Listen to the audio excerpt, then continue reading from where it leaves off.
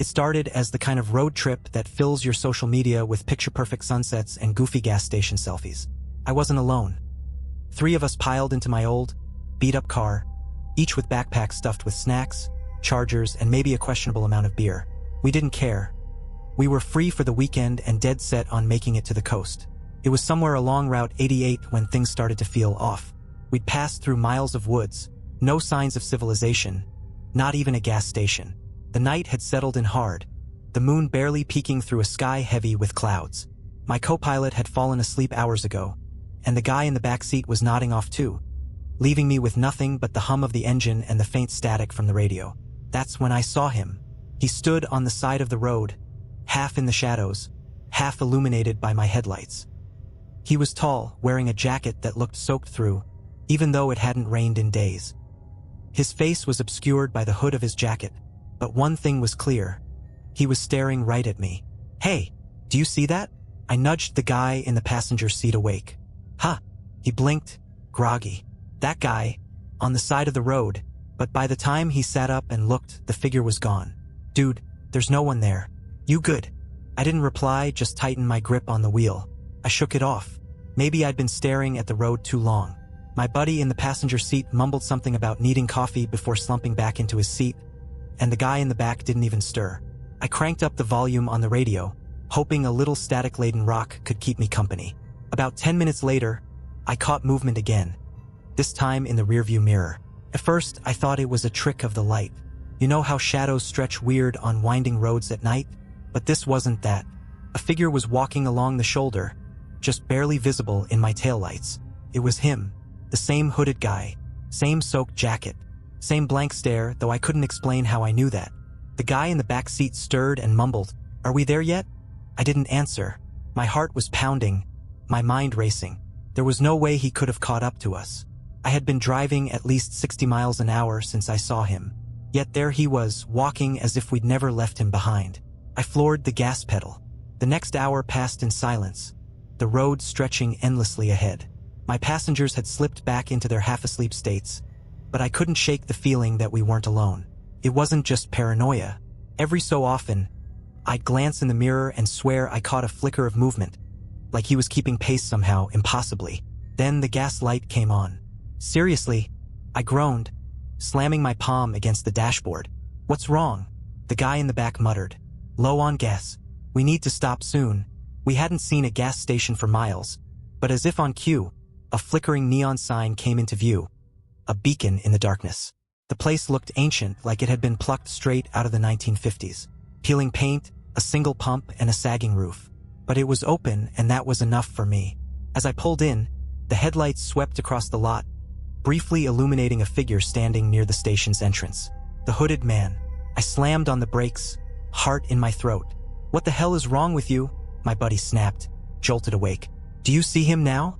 I hissed, pointing. "See who?" I turned back toward the station. He was gone.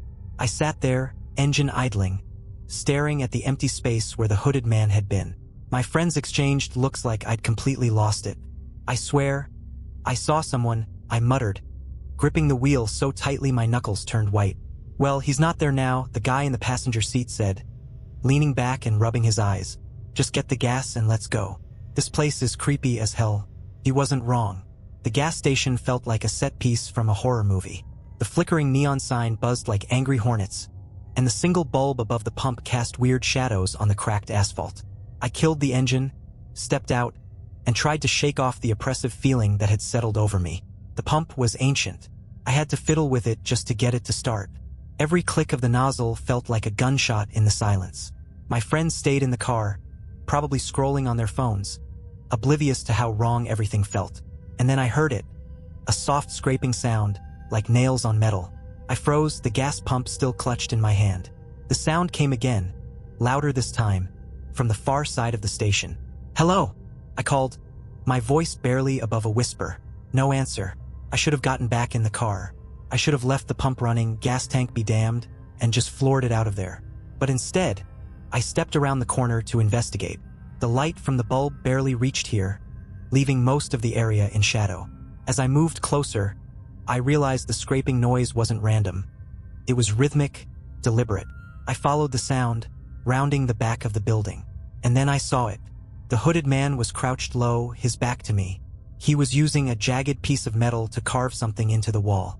Deep, jagged letters that glistened in the faint light. I couldn't make out the words, but the sound of metal on brick made my stomach churn. "Hey!" I shouted, my voice breaking. The man stopped. Slowly, he turned his head to look at me, and I felt every hair on my body stand on end. His face was wrong. Too pale, like a wax figure left too close to a flame. His eyes were dark pits, and his mouth twisted into something that might have been a smile, but it felt more like a threat. Then he stood up and started walking toward me. My legs locked up. I wanted to run, scream, do anything, but I couldn't. The hooded man moved with a slow, deliberate stride, his soaked jacket making faint squelching sounds with every step. His face, that horrible half-melted face, never broke eye contact. "Who are you?" I croaked, my voice barely audible. He didn't answer. Behind me, the gas pump clicked, signaling the tank was full. The sound jolted me, breaking the spell, and I stumbled backward, nearly tripping over a loose piece of concrete. "Stay the hell away!" I shouted, finally finding my voice. He stopped, his head tilted to one side, as if considering my words. Then he pointed, one long, bony finger aimed directly at me. I didn't wait to find out what he wanted. I bolted back to the car, the gas pump forgotten. My friends saw the look on my face as I flung open the door and jumped in. "What happened?" the guy in the passenger seat asked, wide-eyed. "Just drive," I screamed, fumbling with the keys. The engine roared to life and I slammed the car into gear. As we peeled out of the station, I caught one last glimpse of the man in the rearview mirror. He was standing in the middle of the lot, watching us go. His hand was still raised, pointing. The tension in the car was suffocating. "What the hell is going on?" my buddy in the back seat finally demanded. I didn't answer. Couldn't. My hands were shaking so badly I could barely keep the car on the road. "Dude, you're freaking us out," the guy in the passenger seat said, his voice edging toward panic. "I don't know what's happening," I admitted, my voice cracking. "But something is seriously wrong. That guy, he's not normal. Maybe we should turn around," the backseat guy suggested. "Turn around? Are you insane?" I snapped. "No, I mean, if he's following us, maybe it's better to face him than to—" He didn't finish the sentence. He didn't have to. The headlights flickered, just for a second, but it was enough to send a jolt of fear through all of us. "Did you see that?" I asked, my voice trembling. "Yeah," the passenger whispered. "It's probably just an electrical thing," but it wasn't. The headlights flickered again, longer this time, and when they came back on, something was standing in the middle of the road. I slammed the brakes, the tires screeching as the car skidded to a stop. It was him. The hooded man stood there, completely still, as if he'd been waiting for us. "How the hell?" The passenger started, but he didn't get a chance to finish. The hooded man raised both arms, and the air around him seemed to ripple, like heat rising off asphalt. The car shuddered violently, and all the lights, headlights, dashboard, even our phones, went out. We were plunged into total darkness.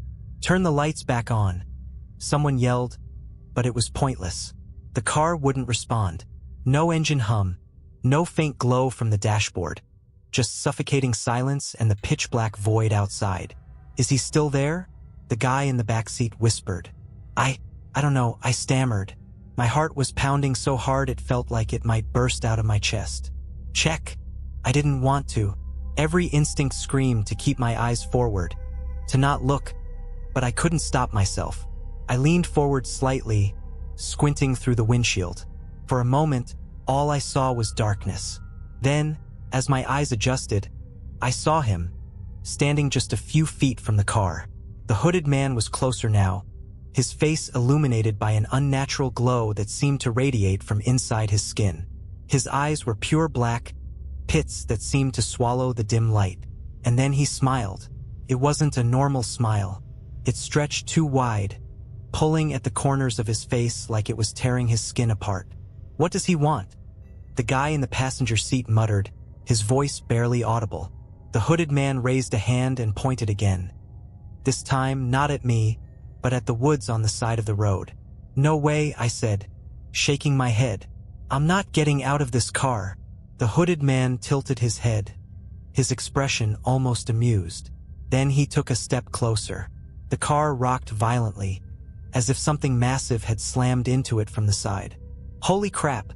the backseat guy screamed, gripping the headrest in front of him. The hooded man took another step. The car rocked again, harder this time. The glass in the side mirrors cracked with a sharp snap. "Go! Just go!" someone shouted, but the car was dead. We were trapped. Then the sound started. At first, it was faint, a low, rhythmic tapping, like fingernails drumming on metal. It grew louder, more insistent, until it seemed to echo from all around us. "What the hell is that?" the passenger yelled, spinning around to look out the windows. I didn't answer, couldn't. My eyes were locked on the hooded man, who was now standing right next to the driver's side door. And then he leaned down.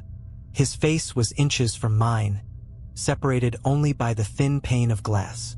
I could see every horrible detail: the waxy skin, the empty eyes, the too wide smile. He pressed a single finger against the window.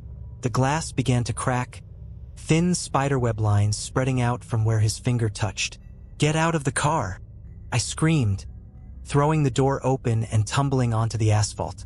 My friends followed, stumbling out into the cold night air. We didn't stop to think.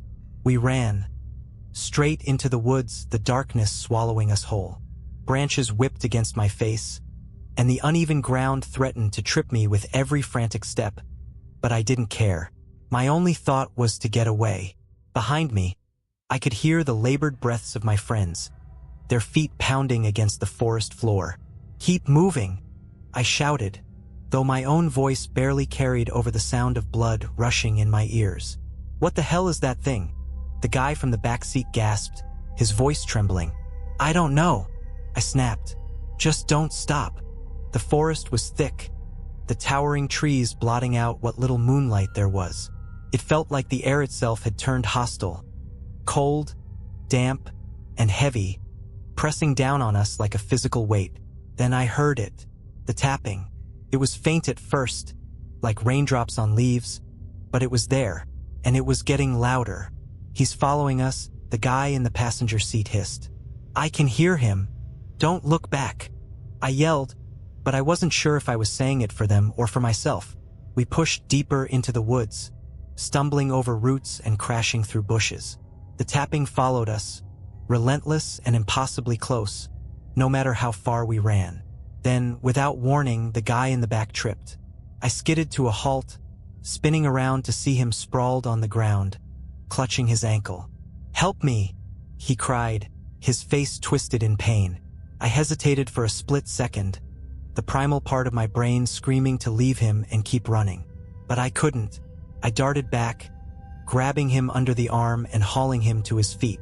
The tapping grew louder, sharper, echoing through the trees like it was surrounding us. "He's here!" the passenger guy shouted, his voice breaking. And then I saw it. A shadow moved between the trees, too fast and too large to be human. It darted from one side to the other, circling us, the hooded figure melting into the darkness and reappearing in flashes. "Go, go, go!" I screamed, half dragging my injured friend as we stumbled forward. The trees began to thin, the undergrowth giving way to open space. I could see the faint glow of moonlight ahead, an opening, a way out. "We're almost there," I panted, adrenaline pushing me forward. We burst into a clearing, collapsing onto the damp grass.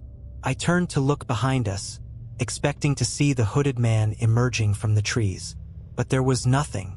The forest was silent, the tapping gone. "We lost him," the passenger guy whispered, his voice shaking with relief. But I wasn't so sure. The air in the clearing felt wrong. It was too still, too quiet, like the forest was holding its breath. I glanced around, my skin crawling, and then I saw them. Figures, dozens of them standing at the edge of the clearing, just beyond the tree line. They were shadowy, indistinct, their forms blending with the darkness. But their eyes glowed faintly, like embers smoldering in the night. "Oh God," the injured guy whimpered. "What are they?" Before I could answer, the hooded man stepped into the clearing. He wasn't alone anymore. The hooded man stood at the edge of the clearing, flanked by the shadowy figures. They moved with him, their glowing eyes locked on us, their bodies swaying ever so slightly like reeds in the wind. None of us spoke. We couldn't. The air felt thick, suffocating, like the atmosphere before a storm.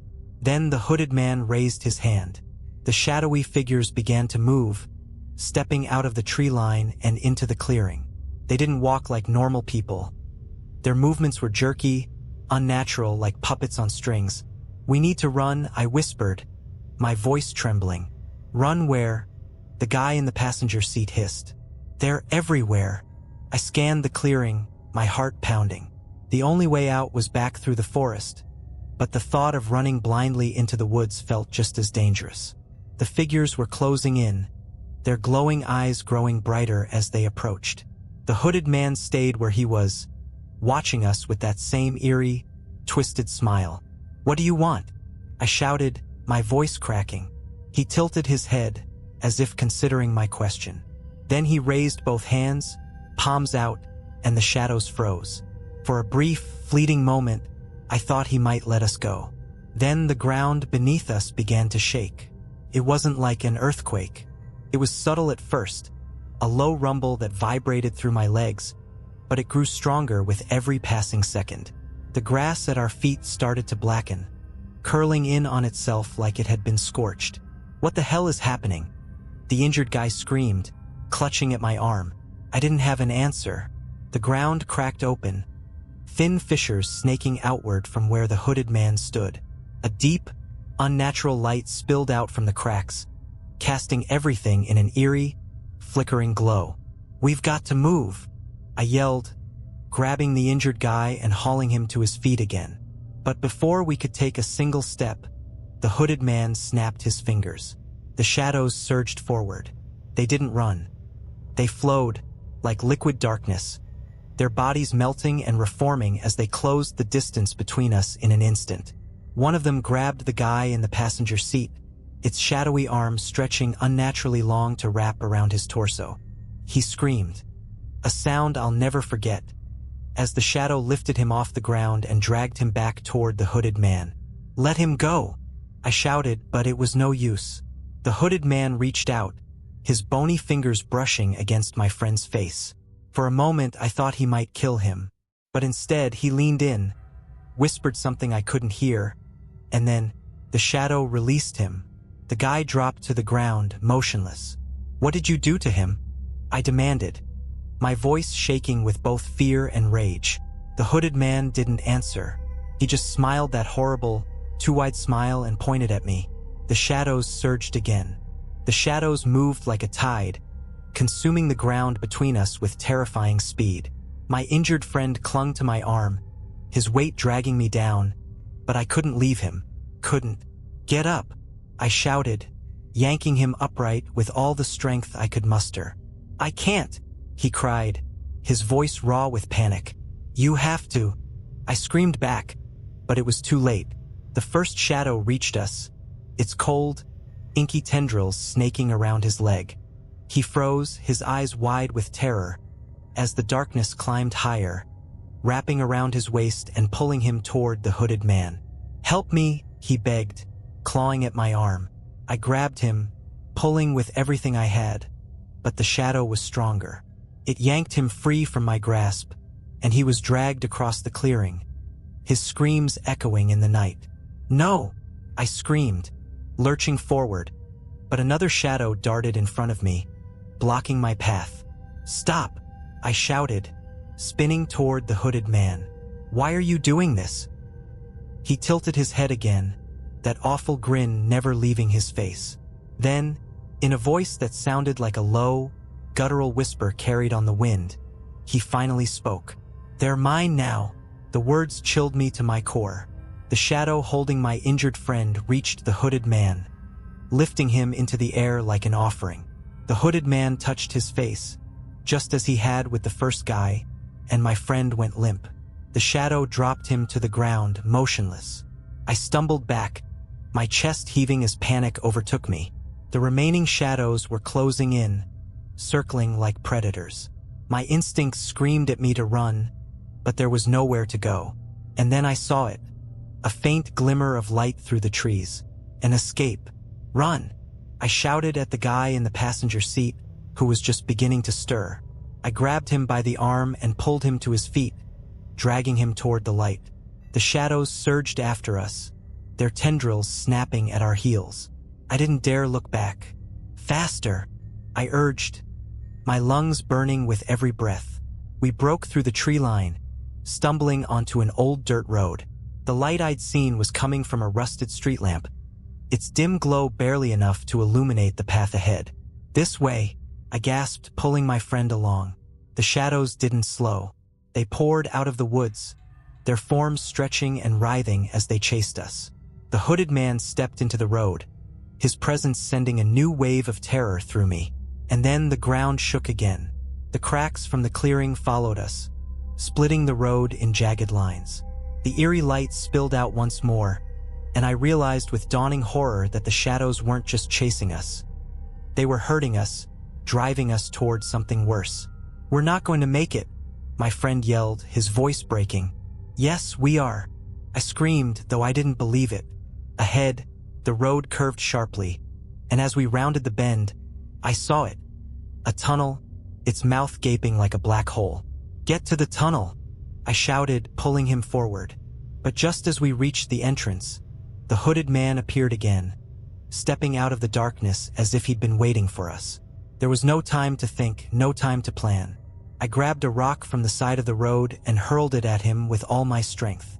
It hit him square in the chest, but he didn't flinch. Instead, he smiled wider, and then he whispered, "Go on. Run." His words were like a dare, soaked in mockery. I didn't trust him. I couldn't, but what choice did I have? The tunnel loomed before us, a yawning abyss of darkness. The shadows behind us were surging forward, a tidal wave of black consuming everything in their path. "We go," I hissed, grabbing my friend's arm. "No way," he stammered, shaking his head. "What if it's a trap?" "It's all a trap," I snapped. "We've got no other option." With that, I pulled him into the tunnel. Inside, the air was cold and damp, the kind of chill that seeped into your bones. The sound of our footsteps echoed eerily, making it feel like we were being followed by ghosts. The light from the street lamp outside barely penetrated the entrance, and within seconds, we were plunged into total darkness. I fumbled in my pocket for my phone, my fingers shaking as I tried to turn on the flashlight. It flickered weakly, casting a narrow beam of light that barely illuminated the ground in front of us. "Keep moving," I whispered, though my voice wavered. "What if he's in here with us?" my friend asked, his voice trembling. I didn't answer. I couldn't let myself think about that. The tunnel seemed to stretch on forever, the oppressive darkness pressing in on all sides. My heart raced with every step, every sound amplified to a deafening roar in my ears. Then I heard it. The tapping started faint just like before, but it was unmistakable. "He's here," my friend whispered, his voice barely audible. I swung the flashlight around, the beam cutting through the black. The tunnel walls were damp and cracked, but empty. "Keep moving," I said, my voice tight, but the tapping grew louder, closer. Suddenly, the ground beneath us shifted, and a low rumble echoed through the tunnel. The walls began to tremble, chunks of concrete crumbling and falling around us. "Run!" I screamed, grabbing my friend and pulling him forward. We sprinted through the darkness, the flashlight's beam bouncing wildly. The tunnel seemed to be alive, the walls groaning and shifting as if they were trying to close in on us. And then we saw it, a faint light at the far end of the tunnel. "There!" I shouted, hope surging through me. We pushed ourselves harder, our legs burning, our lungs screaming for air. The tapping was deafening now, echoing from every direction, but I didn't dare look back. The light grew brighter, closer. We were almost there. Just as we reached the exit, the hooded man appeared in front of us, stepping out of the shadows like he'd been waiting all along. I skidded to a halt, nearly colliding with him. "You don't get to leave," he said, his voice low and guttural, like the growl of some ancient beast. "Get out of our way," I shouted, raising the flashlight as if it were a weapon. He tilted his head, that horrible grin spreading across his face. "This isn't your path to take." The shadows surged around him, blocking the exit. I looked at my friend, my mind racing. We couldn't fight him, not like this, but there had to be a way out. And then I remembered the rock. Without thinking, I swung the flashlight at his head with all my strength. It shattered against his skull, the light flickering out, plunging us into darkness. But he stumbled. "Go!" I screamed, shoving my friend toward the light. We bolted past him, the shadows clawing at our heels, but we didn't stop. The light at the tunnel's exit grew blinding as we burst into the open air. Outside, the night was still. We collapsed onto the ground, gasping for breath. Behind us, the tunnel stood silent, its mouth gaping and dark. "He didn't follow," my friend whispered, his voice shaking. I didn't answer. I couldn't shake the feeling that this wasn't over. As I stared into the darkness of the tunnel, I realized something chilling. The tapping hadn't stopped. It was coming from inside me. I froze, my breath catching in my throat. The rhythmic tapping that had haunted us through the woods, the clearing, the tunnel. It was no longer behind us. It was inside me. "What's wrong?" my friend asked, his voice raw from screaming. I couldn't answer. My chest felt tight, like something was coiled around my heart. The tapping grew louder, echoing in my ears, vibrating in my skull. It wasn't just a sound. It was a sensation, reverberating through my bones, my veins, my very being. I gasped, clutching my chest. "I don't think we're safe." My friend looked at me, his eyes wide with panic. "What are you talking about? We made it out. He's gone." But I knew better. The hooded man wasn't gone. He never had been. I stumbled to my feet, my legs shaking as I backed away from the tunnel. The night air was cold against my skin, but it did nothing to stop the heat building inside me. My pulse pounded in my ears, drowning out everything except the relentless tapping. Then I heard it, a whisper. It was faint at first, just a breath of sound, but it grew louder, more insistent. The words were impossible to understand, like a language I'd never heard before, but they filled my mind, crowding out my thoughts. "What's happening?" my friend asked, his voice rising in fear. I couldn't answer. My hands trembled as I reached for him, desperate for something to anchor me.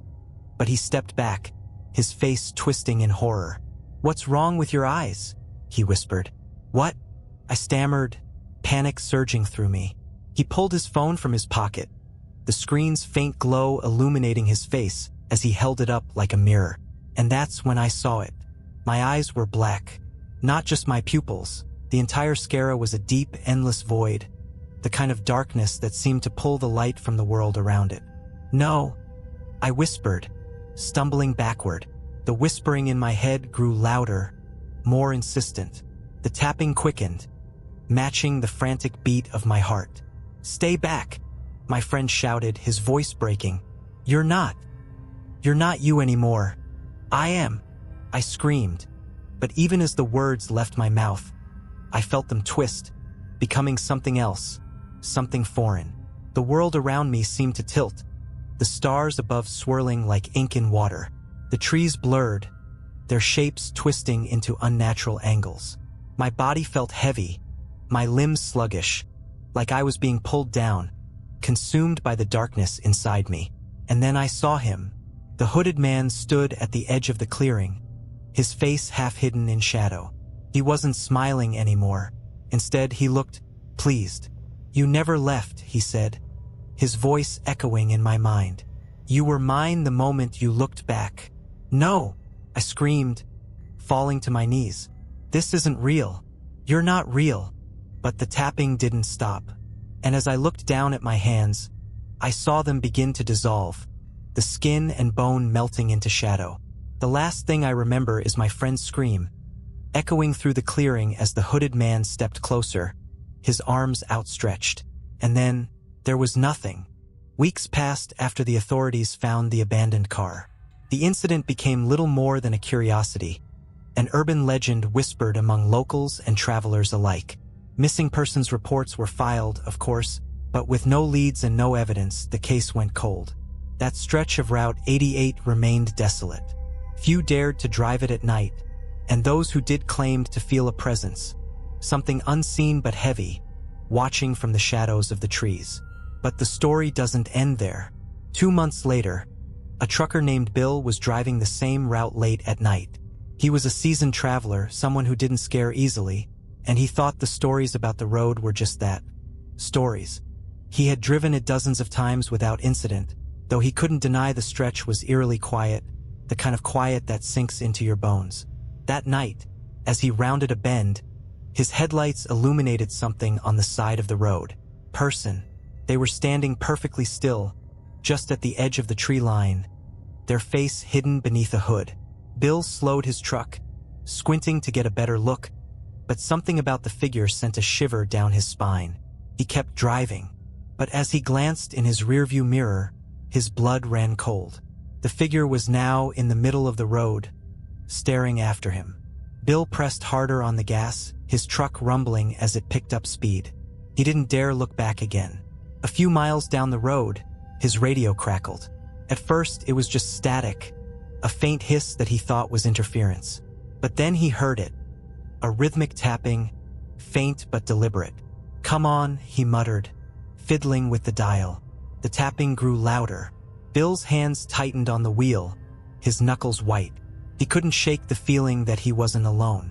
And then he saw them, figures standing on the side of the road, dozens of them, their eyes glowing faintly in the dark.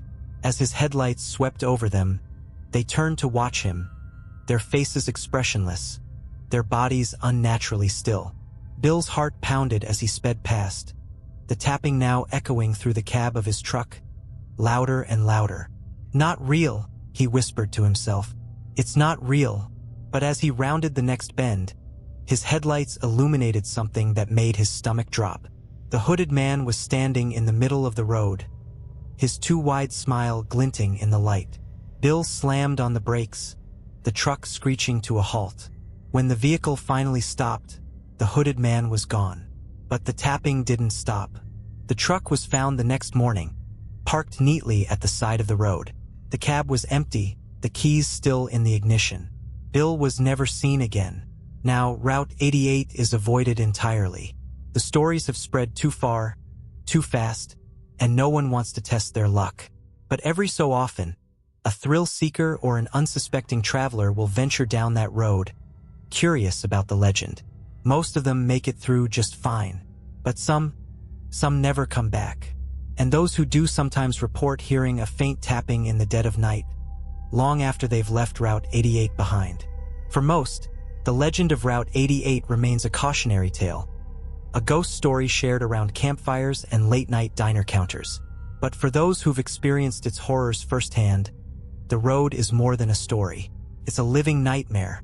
Months after Bill's disappearance, a local reporter named Lauren decided to investigate the growing rumors. She wasn't a thrill seeker or a skeptic looking to debunk the tales. She was desperate. Her younger brother had been one of the missing, vanishing on that cursed stretch of road during a college road trip.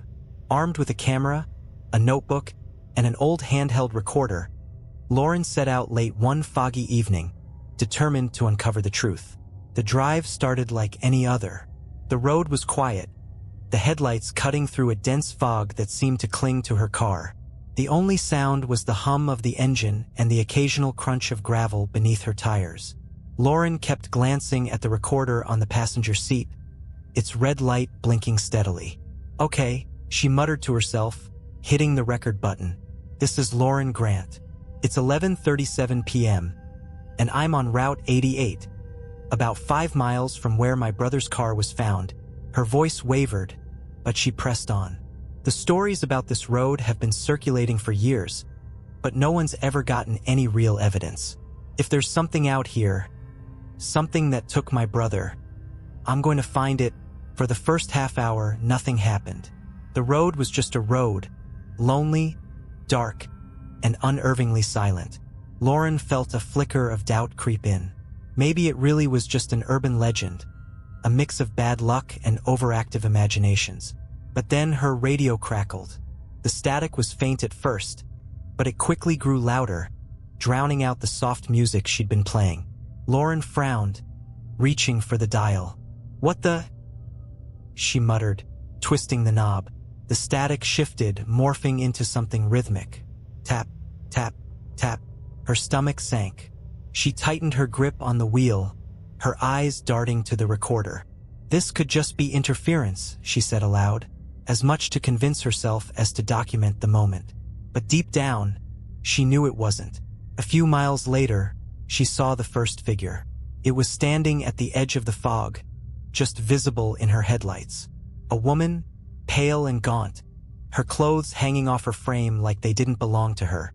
Lauren slowed the car, her heart pounding. "Excuse me," she called through the open window. "Are you okay? Do you need help?" The woman didn't respond. She just stood there, staring into the trees. Lauren hesitated, her hand hovering over the door handle. But before she could decide what to do, the woman's head snapped toward her, too fast to be natural. Her eyes were black. Lauren slammed the gas pedal, the tires screeching as she sped away. The tapping grew louder, filling the car. It was no longer coming from the radio, it was everywhere. The dashboard, the windows, the roof. Panicked, Lauren grabbed the recorder. "It's happening," she said, her voice shaking. "The stories are true. I don't know what's out here, but..." Her words caught in her throat as the hooded man appeared in the middle of the road. Lauren swerved, the car veering onto the shoulder and coming to a skidding halt. She sat there, trembling, her hands gripping the wheel. When she looked back, he was gone, but the tapping remained. Lauren didn't make it back to town that night. Her car was found abandoned the next morning, the recorder still on the passenger seat. When the police played it back, all they heard was the sound of tapping. And a voice, low and guttural, whispering, "You never leave." Lauren's disappearance was the final straw for the locals. Route 88 was officially closed, barricaded with heavy concrete blocks and warning signs. But rumors don't stop for road closures. If anything, they grew stronger. People don't just vanish, her editor told the police. Find her. But they never did. What they found instead were scraps of evidence, pieces of a puzzle that didn't make sense. Lauren's camera, still rolling, was discovered deep in the woods, its lens cracked but functional. The last few minutes of footage were chilling. The camera jerks violently as Lauren runs, her breath sharp and uneven. The tapping is deafening now, echoing all around her, as if the very air is alive with it. "I know you're out there," she screams, the camera catching fleeting glimpses of the woods, trees bending unnaturally, shadows shifting where no light should cast them. She stumbles into a clearing, and the camera falls to the ground, facing upward. The hooded man steps into view, towering over her. He looks down, tilting his head like a curious predator. "You seek answers," he says, his voice an unearthly rumble. Lauren's voice is faint, pleading. "Where's my brother? Where are they?" The hooded man kneels, his face filling the frame. His smile is gone, replaced by something colder, emptier. "They belong to the road now," he whispers. "And so do you." The screen erupts into static and the footage ends. The tape was leaked to the public, fueling the legend of Route 88. Some dismissed it as a hoax, but those who knew Lauren, who knew her determination and grit, believed every frame. Final epilogue. Route 88 remains closed, but that hasn't stopped the curious. Ghost hunters, amateur investigators, and thrill seekers sneak past the barricades, hoping to uncover its secrets. Most of them come back, shaken but alive. But every so often, a car is found abandoned. A camera, a phone, or a notebook left behind, filled with desperate, fragmented accounts of hooded figures and tapping that never stops. And on rare nights, travelers claim to see her. A woman in the woods, clutching a camera, her eyes black as the void.